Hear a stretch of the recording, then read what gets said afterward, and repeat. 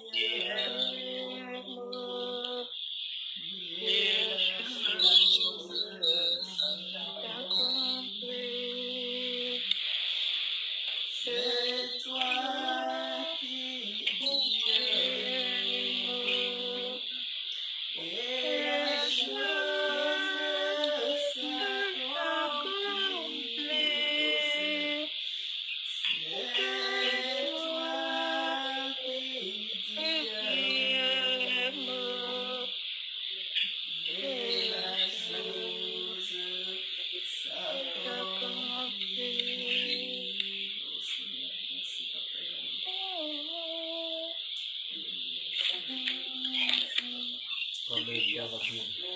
Merci Seigneur. Prends le contrôle de nous. Est-ce que quelqu'un veut dire quelque chose? Je ne sais pas. Quelqu'un a reçu une pensée du Seigneur? C'est autour de lui.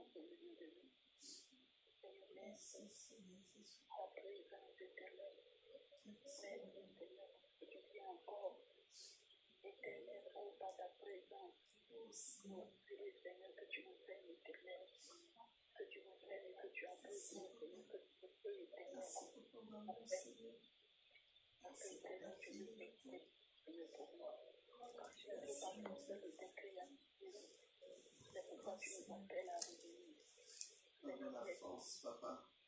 Donne-nous la force.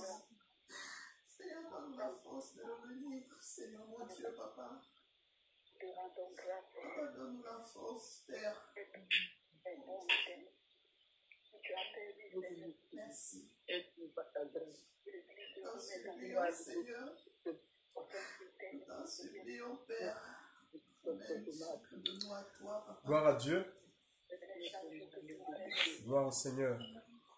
Amen. Est-ce qu'on peut ouvrir le livre de Exode, s'il vous plaît?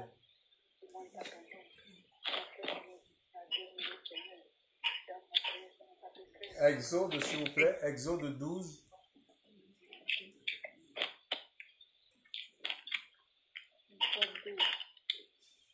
Exode 12.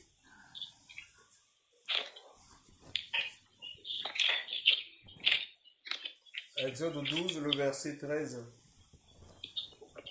Exode 12, pardon, le premier verset jusqu'au verset 13. Donc, s'il y a un vaillant héros, il peut nous faire lecture, s'il vous plaît. Exode 12, verset 13. Oui.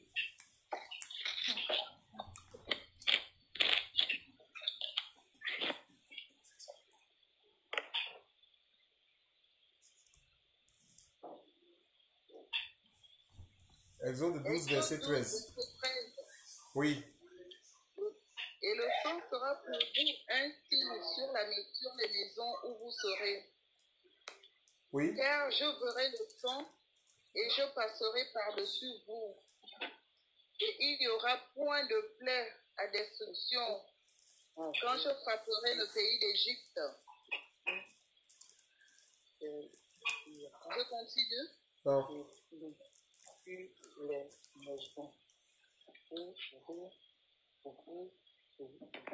Lis à partir du premier verset, ma soeur, le premier verset des eaux 12. On n'a rien compris, hein? Excuse-moi. Exode 12, premier verset. Oui. Or, Yahweh dit à Moïse et à Aaron dans le pays d'Égypte. Le deuxième verset. Oui, continue jusqu'au verset 13.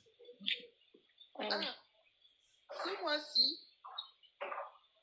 sera pour vous le premier des mois. Il sera pour vous le premier des mois de l'année. Parlez à toute l'assemblée d'Israël en disant, jusqu'au 10e jour de ce mois, que chacun prenne un petit d'entre les brebis ou d'entre les chèvres, selon les familles des pères, un petit, dis-je, d'entre les brebis ou d'entre les chèvres, par famille. Mais si la famille est moindre, il le faut pour manger un petit d'entre les brebis ou d'entre les chèvres, qu'elle le prenne avec son voisin qui est près de sa maison, selon le nombre de personnes. Vous compterez combien il en faudra pour manger d'entre les brebis. ou d'entre les chèvres, ayant égard à ce que chacun de vous peut manger. Or, le petit d'entre les brebis ou d'entre les chèvres sera, attention, sera sans défaut, et sera un mâle ayant un an. Vous le prendrez d'entre les brebis ou d'entre les chèvres, et vous le garderez jusqu'au 14e jour de ce mois. Et toute la congrégation de l'assemblée d'Israël l'égorgera entre les 2 soirs. Et ils prendront de son sang et le mettront sur les 2 poteaux et sur le linteau de la porte des maisons où ils le mangeront. Et ils en mangeront la chair rôtie au feu cette nuit-là. Et ils la mangeront avec des pains sans levain et avec des herbes amères. N'en mangez rien à demi-cuit, ni qui ait été bouilli dans l'eau, mais qu'il soit rôti au feu, sa tête, ses jambes et ses entrailles. Et ne laissez aucun reste jusqu'au matin. Mais s'il en reste quelque chose le matin, vous le brûlerez au feu. Et vous le mangerez ainsi. Vos reins seront sains. Vous aurez vos souliers à vos pieds et votre bâton à la main. Et vous le mangerez à la hâte. C'est la Pâque de Yahweh. Alors, car je passerai cette nuit-là par le pays d'Égypte, et je frapperai tout premier-né au pays d'Égypte, depuis les hommes jusqu'aux bêtes, et j'exercerai des jugements sur tous les dieux de l'Égypte. Je suis Yahweh, et le sang sera pour vous un signe sur les maisons où vous serez, car je vous ferai le sang, et je passerai par-dessus vous, et il n'y aura point de plaie à destruction quand je frapperai le pays d'Égypte. Amen. Gloire à Dieu. Amen. Donc, ici, nous avons la délivrance. Ce livre, le livre d'Exode, nous décrit un peu la délivrance qu'a connue le peuple d'Israël. Exode, du grec Exodos, c'est un livre écrit par Moïse. Hein. Il est auteur de la Genèse,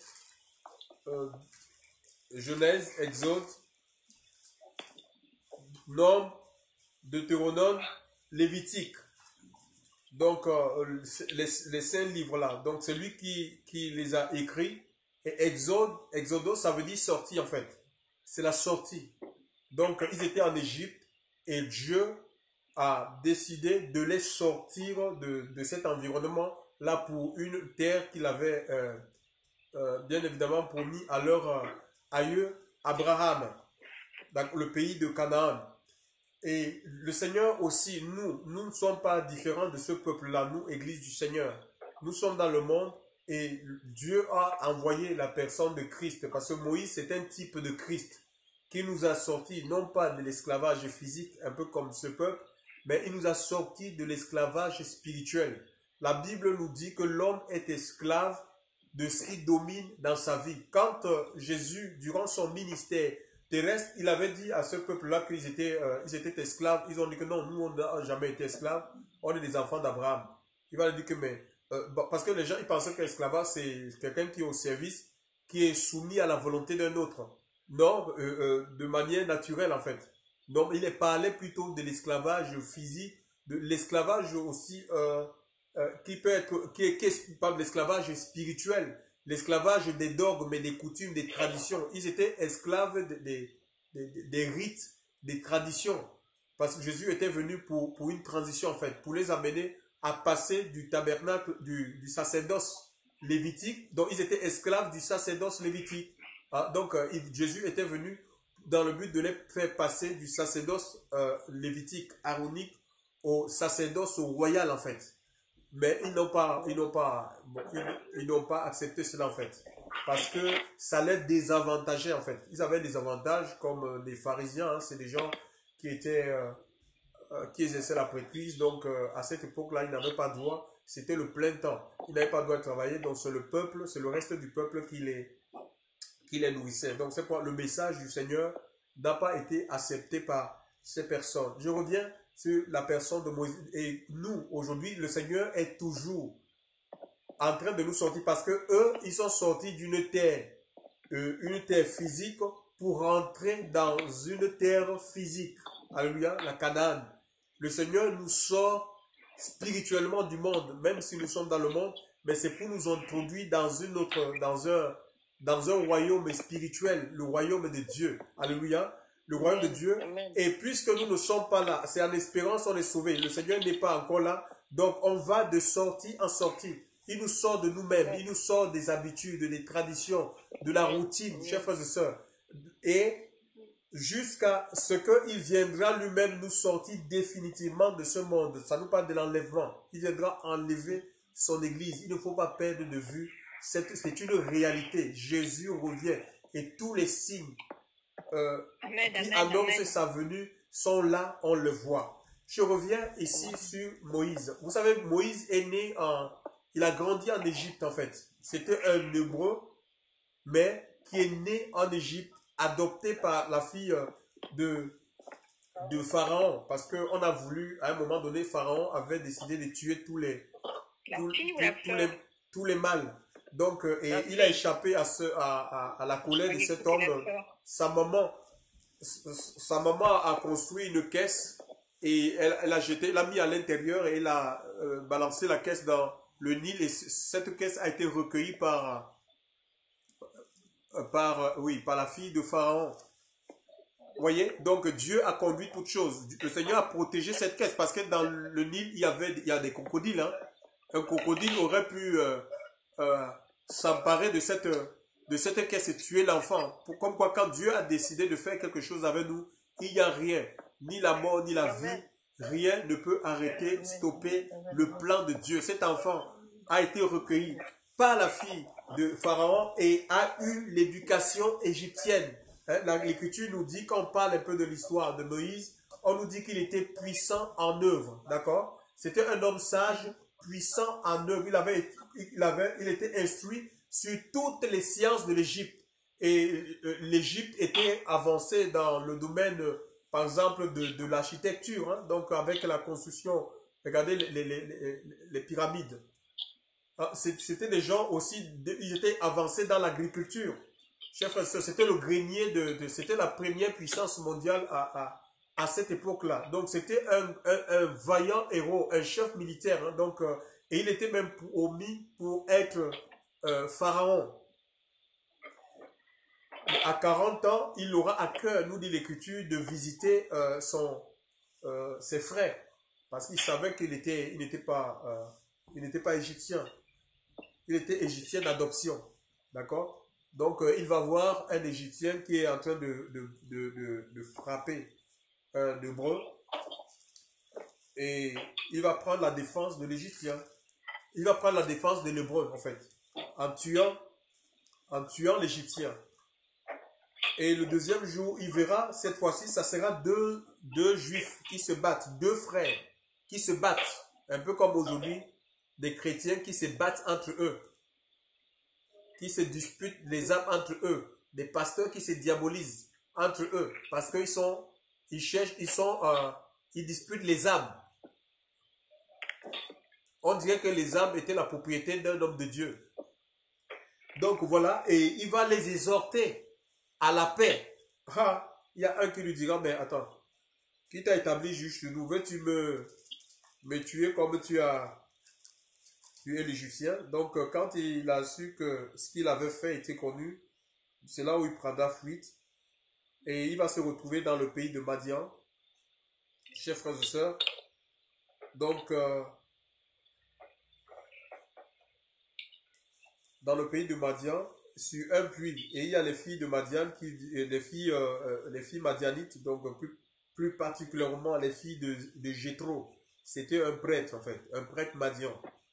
Donc, qui, avec des vases, en fait, pour puiser de l'eau. Ils voulaient donner de l'eau à leur bétail. Et il y a certaines personnes, il y a d'autres bergers qui sont venus, plus forts que c'était les hommes. Hein. Donc, ils ont fait la loi du plus fort. Et le Seigneur va prendre Donc, au lieu de s'aligner, non, ils ont voulu puiser l'eau alors qu'ils n'étaient pas les premiers à être sur le puits. Donc, comme ces filles-là étaient sans défense, donc ils vont jeter ces filles et ils vont appliquer la loi du plus fort. Et Moïse étant là, qu'est-ce qu'il va faire? Il va prendre la défense de ces malheureuses. Et le père, cela va surprendre ce prêtre-là, le prêtre Jétro. Il dit, mais comment se fait-il? Parce que ces filles avaient l'habitude, ils subissaient en fait ce supplice en fait.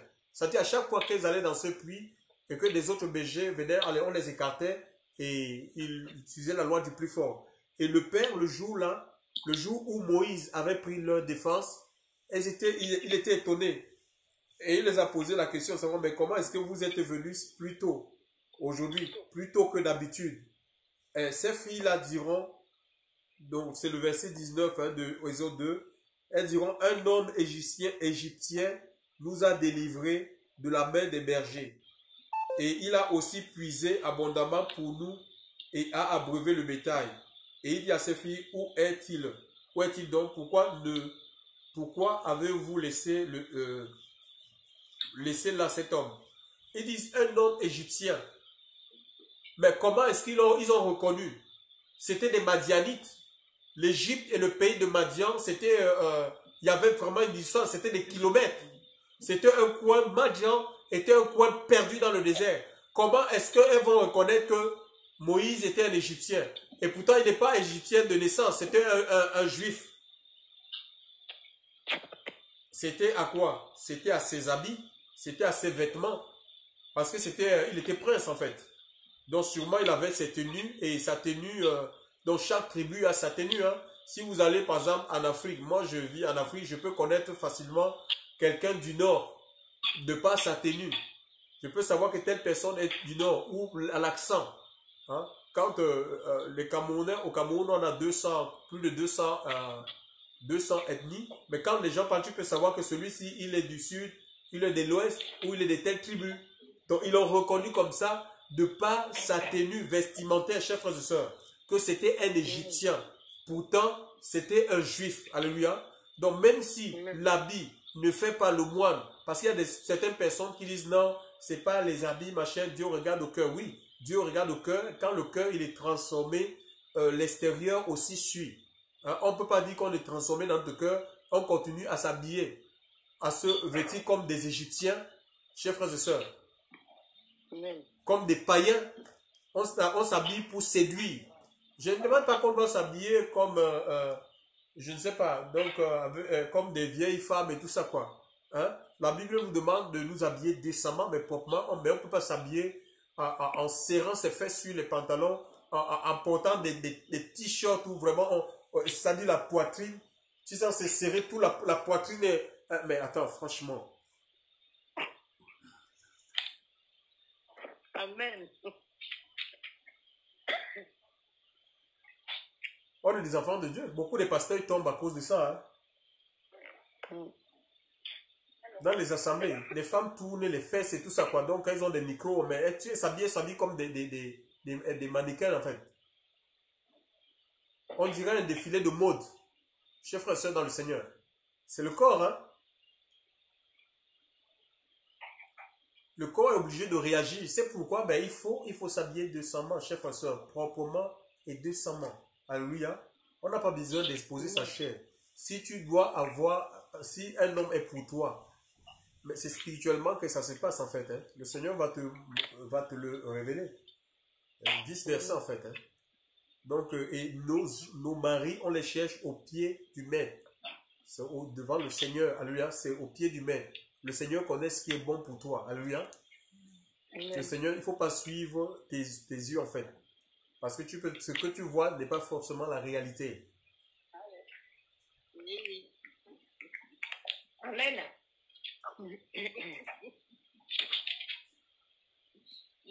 Donc, les tenues égyptiennes, il faut qu'on s'en débarrasse, chef. Il faut une différence entre les enfants de Dieu et puis les païens. On ne peut pas s'habiller pareillement. Chef, ça veut dire qu'il n'y a pas de témoignage. Mais elles s'habillent comme nous, elles font comme nous. Non. Il faut une différence, chef. C'est pareil dans le langage.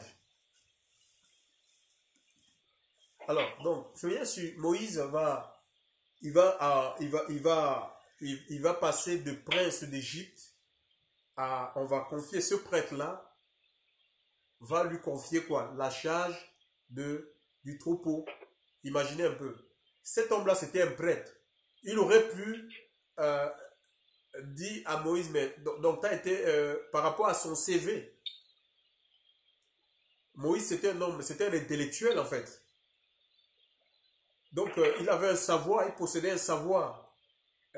Il va pas dire à Moïse, ben, comme tu as un savoir égyptien, viens être soit mon adjoint, d'accord, dans la prêtrise. Non, il va lui donner de conduire, d'aller paître son troupeau dans le désert, sur le soleil. Chers frères et sœurs, l'humilité en fait, c'est la même chose quand Dieu, avant que Dieu ne nous élève, parce avant que Dieu ne nous élève, il nous abaisse d'abord. D'accord? Il n'y a pas d'élévation sans abaissement. Nous avons les armes de notre Seigneur. La Bible dit qu'il s'est humilié en prenant un corps de serviteur. Et il a accepté quoi? La mort de la croix. C'est pourquoi Dieu l'a souverainement élevé. Il y a un passage obligé, chers frères et sœurs. Nous voulons une renommée. Nous voulons que Dieu se serve de nous dans la puissance de son esprit. Le Seigneur a reçu le nom au-dessus de tout nom. Pourquoi? Parce qu'il a accepté. Il y avait un passage obligé, la croix. Nous, aujourd'hui, on veut la puissance, mais on ne veut pas mourir à nous-mêmes. On veut la gloire, mais sans souffrance. Ça ne marche pas comme ça. C'est le Seigneur qui trace un chemin pour chacun de nous. Et si on refuse le chemin de l'élévation, le chemin de la victoire, chers frères et sœurs, si on refuse ce chemin, ou on emprunte des chemins, on cherche des raccourcis, ça ne marche pas, on sera vide, parce qu'on aura manqué quelque chose. Parce que en suivant le chemin de Dieu, il y a des choses que Dieu bâtit. C'est des choses peut-être qui ne sont pas visibles, mais qui sont spirituelles, d'accord? Des choses que Dieu bâtit en toi, que personne ne voit, mais au fur et à mesure que tu te laisses, toi-même tu sais qu'il y a des choses que Dieu est en train de mettre en toi, de bâtir en toi, que le Seigneur est en train de sauter même, de sauter dans ta vie. On ne sait pas Dieu dans la chair. Il y a des choses, tu peux le savoir. Donc il y a des chemins, ce n'est pas en courant, en cherchant des théologies. Jamais. Il n'a pas mis Moïse ici, il n'est pas allé. C'était un sacrificateur. Sûrement, ils avaient des écoles où on enseignait les lois madianites, comment exercer la prêtrise chez les Madians. Il ne l'a pas envoyé, il dit viens rentrer dans l'école, dans une académie quelconque. Il dit tu vas garder les troupeaux.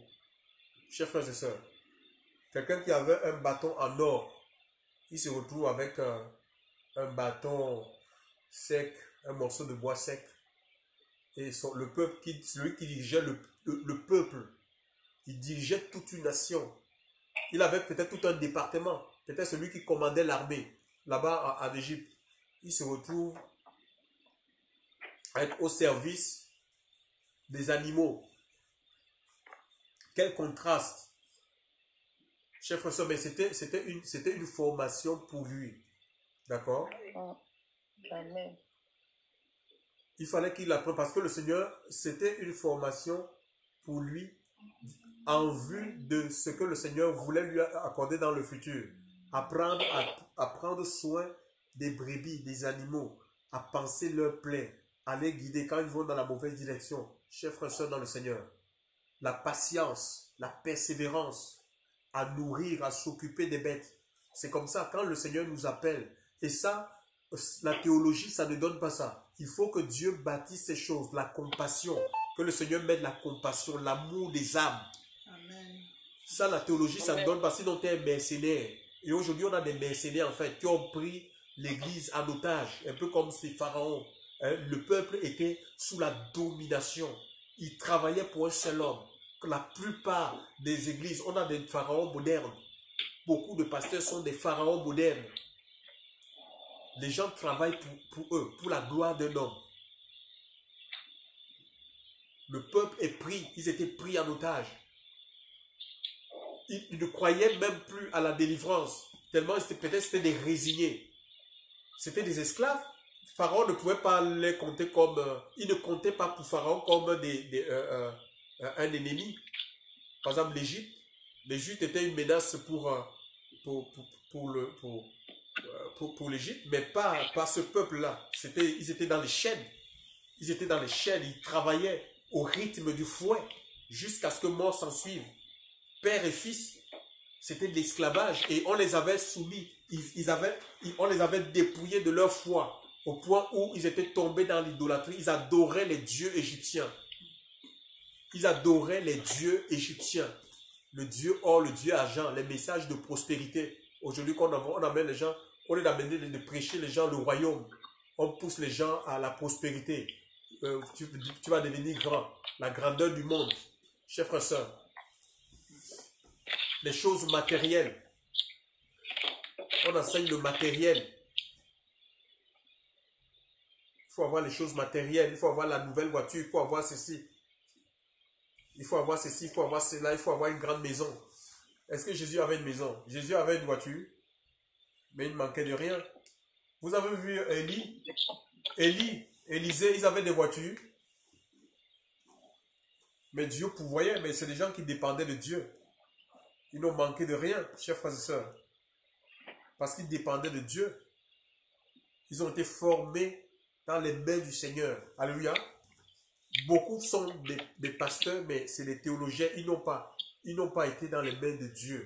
Chers frères et sœurs, ils n'ont pas foi. C'est pourquoi on est obligé, vous voyez le commerce. Hein? Le commerce est généralisé. Les gens ont dit, oui, mais on doit faire comment? Ils n'ont jamais rencontré Dieu. Ou ils l'ont rencontré et ils ont refusé la formation en fait. Ils ont refusé, ils ont résisté à l'Esprit de Dieu. Parce que ça prend du temps. Hein? Ça prend du temps. Moïse, ça a pris 40 ans. 40 ans jusqu'à ce que tout ce qui est de l'Égypte, les pensées égyptiennes, chers frères et sœurs, sortent de sa vie.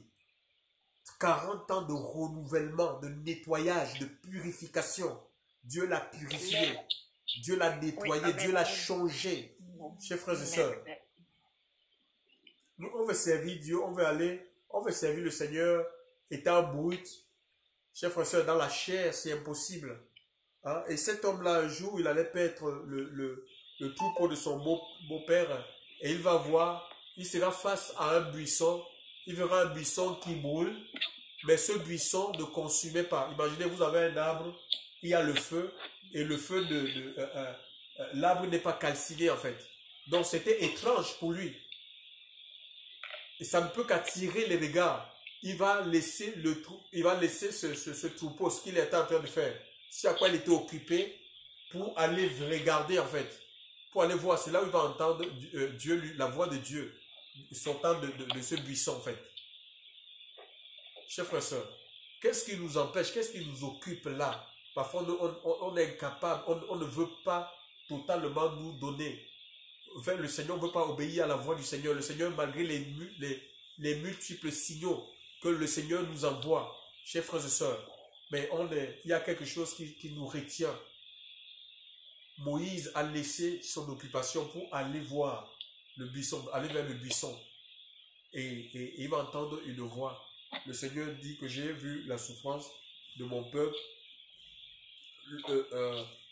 J'ai vu tout ce que lui fait subir l'oppression dont ce peuple est l'objet. Je suis descendu pour le descendre. Moïse va dire, mais attends, moi qui suis-je pour aller délivrer ce peuple? Alléluia. Il dit, qui suis-je? Mais Moïse était un homme puissant en œuvre. La Bible dit qu'il était puissant en œuvre et en parole. Comment il peut dire? Il va dire, je ne sais pas parler. Quand le Seigneur va le rassurer, il va dire, je ne sais pas parler. Mais comment? Attends. L'Écriture dit qu'il était puissant en œuvre et en parole. Comment il dit, il ne sait pas parler? Oui, parce que le langage égyptien, ce qu'on a appris, le langage marketing, chers frères et sœurs, tout ça, la diplomatie, tout ça, c'est pas avec les animaux qu'il a perdu ça, le fait de rester avec des animaux. Le langage du monde. Alléluia. Le Seigneur avait enlevé tout ce qu'il avait appris, les théories,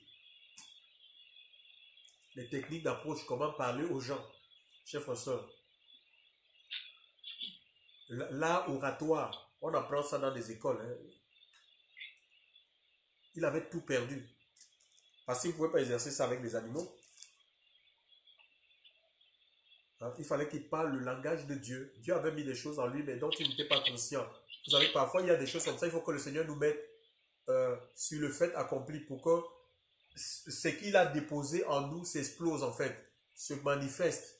D'accord? Et Moïse, le Seigneur il va le rassurer et il va lui dire, ben, mets ta main sur ta poitrine, il va sortir, ça sera la lèpre, retourne la main et sa main va redevenir saine. Il va prendre le bâton, jette-le par terre, il jette le bâton, ça se transforme en serpent, prend par la queue. On ne prend pas le serpent par la queue, il va te mordre. Alléluia. Il prend ce bâton, le serpent, il prend le serpent par la queue. Mais il prend le serpent par la queue et puis ça devient le bâton, on ne prend pas le serpent par la queue. Sinon, il te mord en fait. C'est par la tête. Alléluia. Et en fait, le Seigneur voulait par cette image montrer que, mais écoute, tu as la victoire sur le pharaon. Parce que le pharaon avait le signe du serpent. Le serpent ancien, c'est qui? C'est Satan. Donc, c'est quelqu'un qui adorait le diable. Le Seigneur lui avait donné la victoire. Une façon de dire que le Seigneur, parce que Moïse connaissait tous ces symboles-là.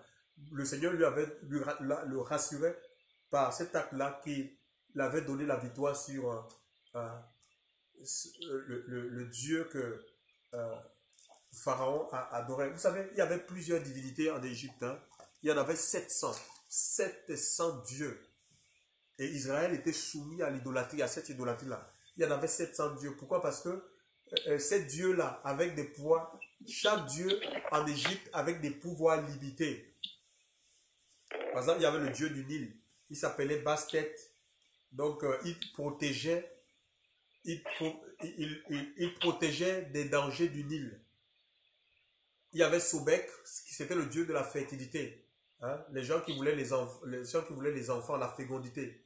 Les gens qui voulaient les enfants, ils vénéraient cet esprit en fait. Cet esprit avec la forme de chat. Hein? Il y avait par exemple Anubis, le dieu du désert. Donc les gens qui empruntaient le désert, ils avaient recours à ces dieux pour les protéger des dangers du désert. Il y avait Nout, le dieu du ciel. Donc pour les gens qui faisaient l'agriculture, ils avaient besoin de la pluie. Donc il fallait t'allier à ce dieu. Il y avait Thèbes, le dieu de la terre. Donc il y avait plusieurs, il y avait les Osis, Isiris, machin, tout ça. Donc il y avait plusieurs dieux. Et il fallait adorer parce que chaque dieu avait des choses qu'il était capable de faire et ce qu'il ne pouvait pas faire. Donc il fallait associer, il fallait adorer tous ces dieux pour bénéficier de leur puissance, de leur capacité. Et Moïse va passer quand Moïse va dire, mais tu m'envoies en Égypte, quel est ton nom? Comment est-ce que si le peuple, si Israël me demande, parce qu'en Égypte, tous les dieux qu'adoraient les Égyptiens avaient des noms. D'accord? Tous ces dieux avaient des noms. Alors Moïse va les poser la question de savoir, mais si le peuple me demande, si tes enfants me demandent, comment tu t'appelles? Le Dieu qui t'envoie, comment tu t'appelles? Le Seigneur va lui dire, je m'appelle Je suis. Je suis, c'est pas un nom, d'accord? Et Dieu n'a pas de nom dans la Bible. Hein? Les machins de Yahweh, Jéhovah, toutes ces histoires-là, c'est pas le nom de Dieu. Le nom de Dieu, c'est 4 lettres. Le Je suis là, c'est 4 lettres. YHWH. C'est le nom, personne ne connaît le nom de Dieu. D'accord? Et Moïse est le seul à qui Dieu va révéler ce nom-là, donner les 4 lettres-là. Je suis, l'intemporel en fait. Hein? C'est un présent qui est continu. Je suis aujourd'hui. Je suis, c'est pas je serai. Non, c'est je suis. Chaque jour, Dieu est, il est celui qu'il est. Le Dieu capable. Je suis. Donc, il se conjugue au présent. Peu importe les années, peu importe les mois, c'est je suis.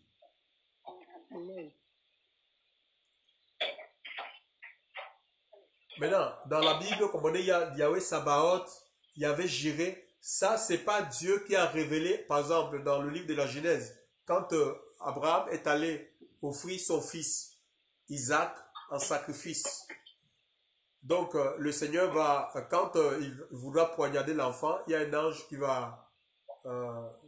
qui apparaîtra à Abraham en lui disant ne fais pas mal à l'enfant et tout ça. Donc, Dieu a vu ta fidélité, ton amour vis-à-vis de lui. Et quand il s'est retourné, il a vu un bélier. Et à la place de l'enfant, il a sacrifié le bélier. Et c'est Abraham qui a donné, c'est dans la Genèse 22, qui a donné à Dieu le nom de Yahvé Jireh, hein, ou Adonai Jireh.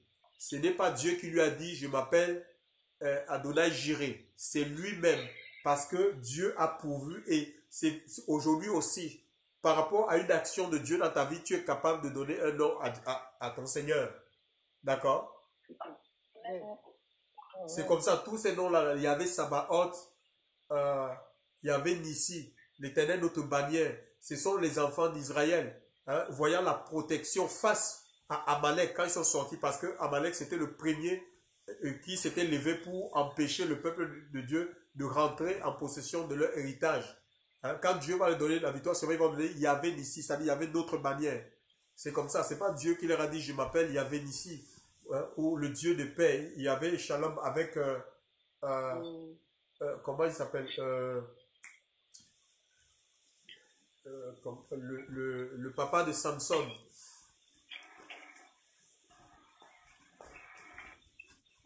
Manoach. Donc il y a plusieurs noms comme ça. Hein. C'est par rapport à la révélation. Dieu s'est révélé à son peuple et il lui donnait, c'est le peuple qui donnait le nom au Seigneur. La seule personne à qui Dieu a donné son nom, c'est Moïse, dans les Écritures. Hein. Le peuple voulait un nom, il va leur donner ces 4 lettres. Alors Moïse va venir en Égypte et nous voyons, il y a plusieurs, en disant Pharaon, maintenant, laisse partir mon peuple. Alors Pharaon va se poser la question, justement, il est arrivé, il dit, mais quel est ce Dieu? Parce que lui-même ne connaissait pas ce Dieu. Lui, il connaissait ses dieux à lui, les dieux égyptiens. Donc voilà, celui qui s'appelle Je suis m'envoie te demander de libérer mon peuple. Alors donc, nous voyons que Pharaon n'a pas abdiqué le même jour, non. Hein, il n'a pas laissé, il n'a pas obéi à cette voie-là. Parce qu'il ne connaissait pas, seulement il voulait voir de quoi ce Dieu est capable. Et nous voyons que quoi, Moïse, il a jeté son bâton et ce bâton s'est transformé en serpent. Pharaon a fait la même chose. Donc pour dire que Pharaon avait quoi? Sa source c'était quoi? C'était le diable. C'était le serpent, Satan. Donc Satan fait des miracles. Alors je me suis posé aujourd'hui la question, j'ai dit mon Dieu, j'étais dans la voiture, j'étais en train de penser, je dis mais maintenant les bâtiments d'église sont fermés. Ces pasteurs qui utilisent l'esprit de Python pour faire croire aux gens que Dieu agit. Ils sont où aujourd'hui pour faire leur science de divination? Ils sont enfermés. Ceux qui ont eu recours à la magie égyptienne, la magie indienne, ils sont où aujourd'hui? Enfermés dans leur maison. Chers frères et sœurs, je crois que nous vivons, il y a eu une nuit, il y a eu plusieurs plaies. D'accord? Avant que Pharaon ne lâche, il y a eu 9 plaies. L'eau changée en sang, il y a eu les grenouilles qui sont sorties des rivières, des fleuves, et sont rentrées dans les maisons des pharaons. Il y a eu des poux, il y a eu des sauterelles, il y a eu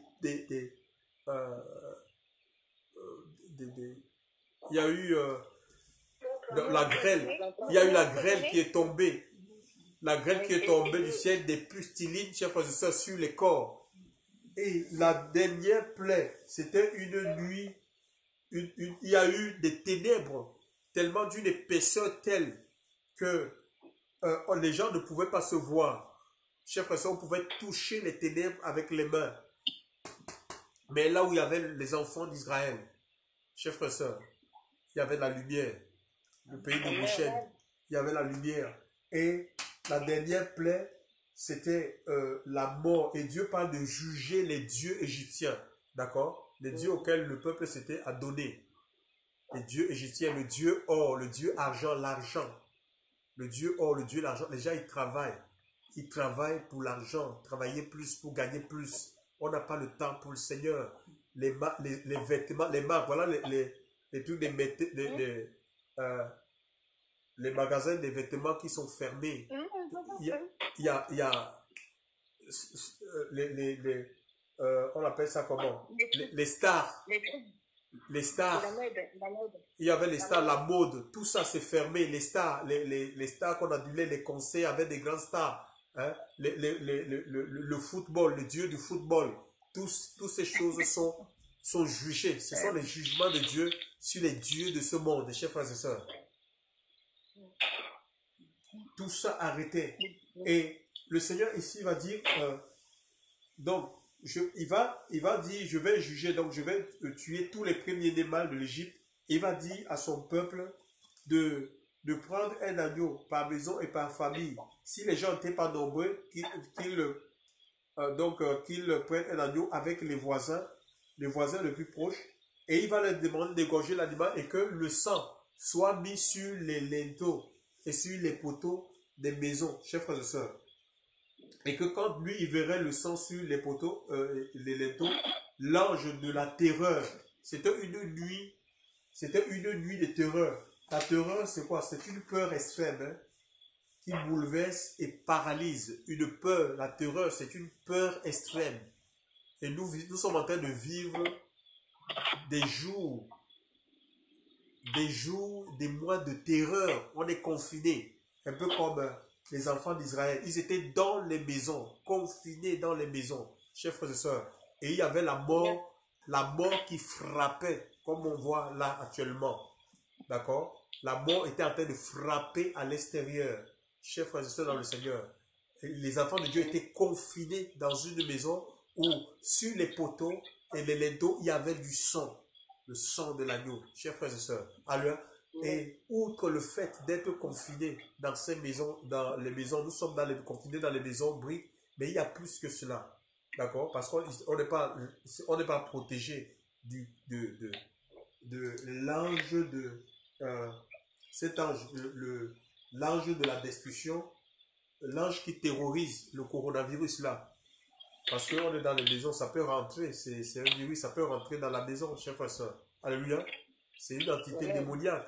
Mais soyons cachés en Christ, chers frères et sœurs. Cachés en Christ. Hein? Cachés, confinés en Christ, chers frères et sœurs.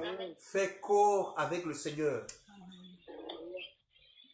Dans le livre de Apocalypse 12, il est dit, vers 11-12 par là, il est dit, cieux, réjouissez-vous et vous qui habitez les cieux. Et Éphésiens 2, verset 6 nous dit qu'il nous a ressuscités ensemble et nous a fait asseoir ensemble dans les lieux célestes en Christ. Parce que nous sommes son corps, nous sommes membres de son corps. Gloire à Dieu. Enfant de Dieu, ne te laisse pas paralyser par les mauvaises nouvelles, les médias.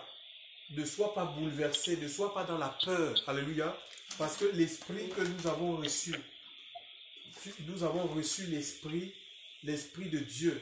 C'est un esprit de force, d'amour et de sagesse. Ce n'est pas un esprit de timidité. D'accord? C'est ce que Paul va dire à Timothée. Hein? 1 Timothée 4, verset 8. Quoi. Que ce n'est pas un esprit de timidité, de peur que nous avons reçu. C'est un esprit de force ou de puissance. Un esprit de la puissance contre la peur. Chers frères et sœurs, la peur du coronavirus, non, chers frères et sœurs. Hein, celui qui en nous est plus fort que celui qui est en train de détruire les gens dans le monde, que le coronavirus. Donc, il faut être conscient de la force de Dieu en toi, mais cette force d'agir ne peut être effective que si on est attaché. L'attachement, chers frères et sœurs, attachement, le mariage avec le Seigneur, l'épouse de Christ, alléluia. L'épouse du Seigneur. Ils étaient là, il y avait la terreur, chers frères et sœurs. C'était une nuit de terreur, une nuit de lamentation, de pleurs. Les gens, ils pleuraient, ils perdaient leur héritier. Ouais, le premier né, c'est celui qui est censé. Hein? Tu as dit quoi? Le premier-né?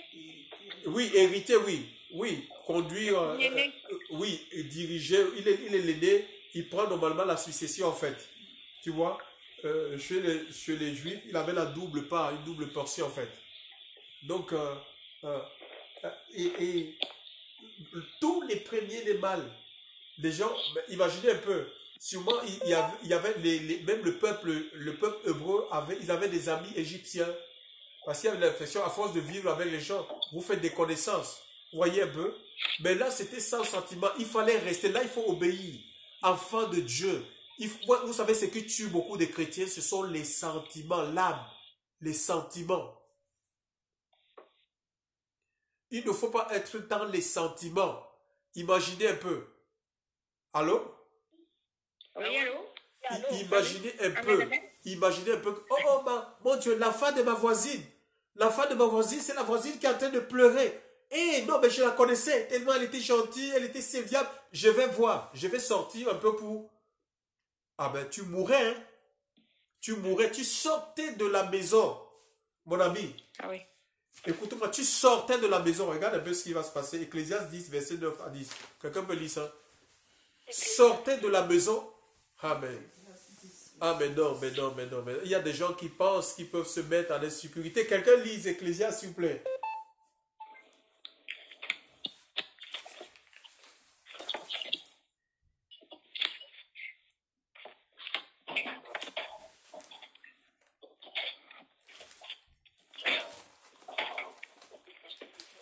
Ecclésiaste combien? 10, verset 10. Ecclésiaste 10, verset 9. Verset 9.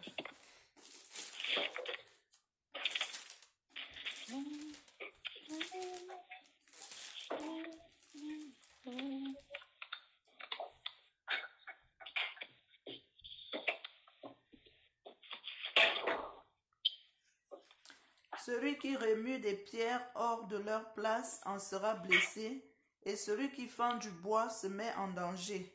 Si le fer est émoussé et qu'on n'en ait pas aiguisé le tranchant, il devra redoubler de force. Mais la sagesse a l'avantage de donner de l'adresse. Si le serpent mord quand il n'est pas charmé, il n'y a pas d'avantage pour le maître de la langue. Les paroles de la bouche du sage ne sont que grâce, mais les lèvres de l'insensé l'engloutissent. Il est à partir du verset 8. Celui qui creuse la fosse y tombera, et celui qui fait une brèche dans une clôture, le serpent le mordra. Donc, ça dit que tu fais une brèche, une ouverture. Si tu vas ouvrir